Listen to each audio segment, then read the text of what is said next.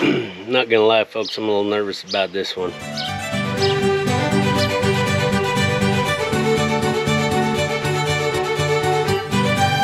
Hey everybody, I'm Kenny. This is Sagebrush Soul, and today we're gonna figure out how to get shore power into the Tahoe. I'm gonna start with this guy. Got it on Amazon. I think it's 15, 16 bucks, something like that.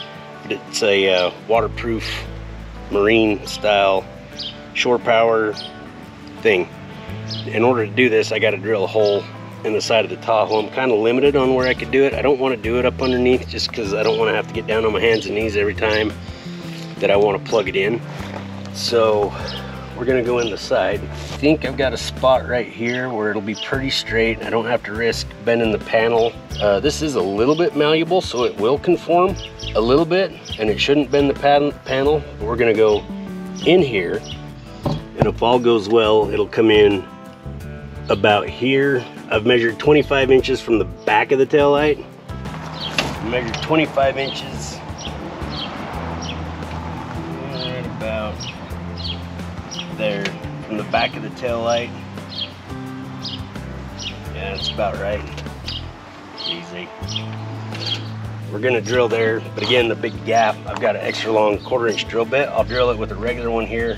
I'm gonna make a mark and gonna drill into my truck.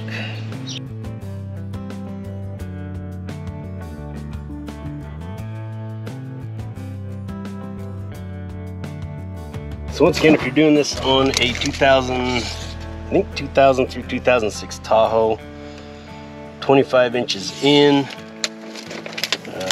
from the window, almost exactly 9 inches. We're about to find out if this will get you in there free and clear. I can't believe I'm doing this.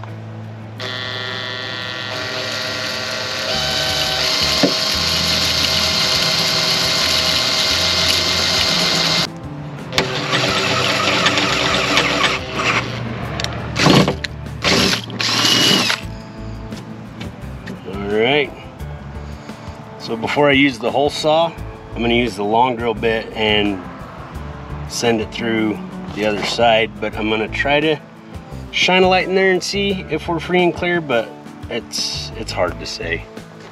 So now I'm going to use this bazooka bit. The reason I didn't use it right out of the gate was for control, but this should get relatively close to lined up with that hole. You want to do this before you cut your big hole with the hole saw, because this will be your guide to make sure you get everything centered up. Good thing I'm painting this. I just whacked it with the drill bit. Feels like metal. Wish me luck.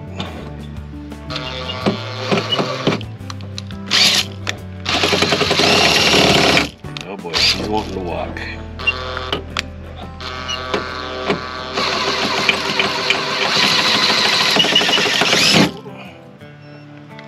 I think we went through. Let's go see. So there is the bit. I think we can call that a success. Alright, we're out of the body groove. If we decided to put the fender flares back on, we're still good. Now, I'm not going to pretend to be an expert on this, but my experience with these guys is you need to go slow, let the saw do the work, not a lot of pressure on them. And because if part of it goes through and it bites and binds, then we're definitely gonna disfigure that panel. So just gonna go real slow.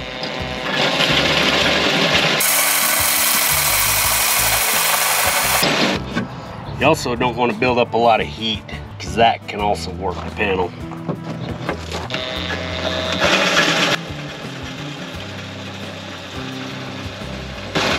I don't even think we're in metal yet. I think it's just clear coat paint and primer that we've gone through.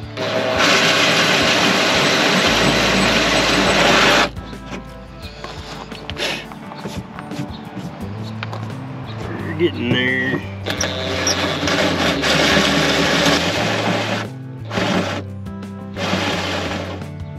And the battery died.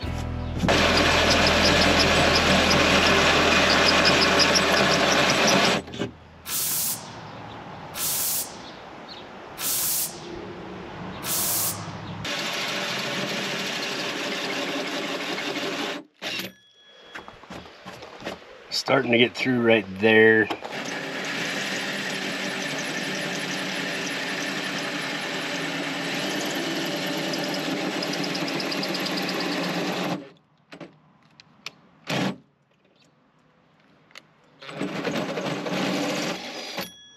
Ooh. There we go.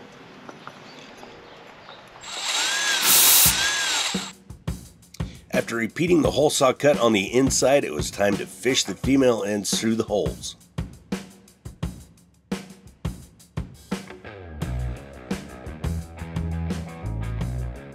I used some self-tapping screws to mount the inlet to the Tahoe panel.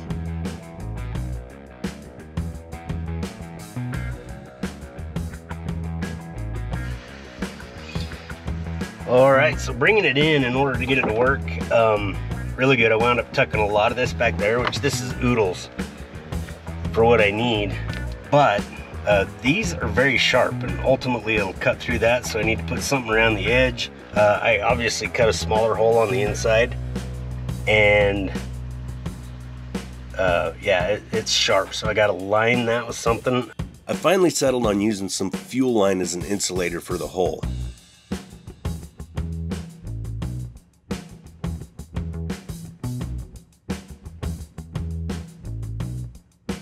I split it down the center with the razor and I slid it over the sharp edges.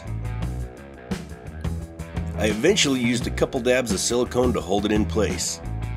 If you have a better suggestion for this, I'd love to hear it, so please leave a comment. The hole saw creates some blade-like edges in the panel, so I deburred it with some sandpaper.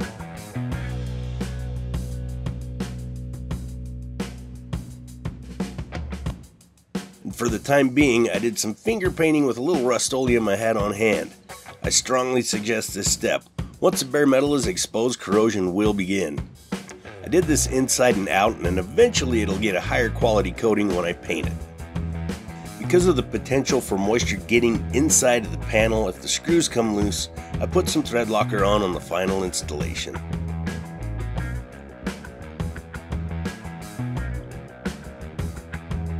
To distribute the power inside, I found these little things called outlet relocators. They just let me plug and play with no exposed wires. I bought these at a hardware store, but I'll put a link to something similar in the description. That'll wrap up this part of the project. If you enjoyed this video, make sure and check out the other ones in this series. I'm Kenny, this is Sagebrush Soul, and may the best of your past be the worst of your future.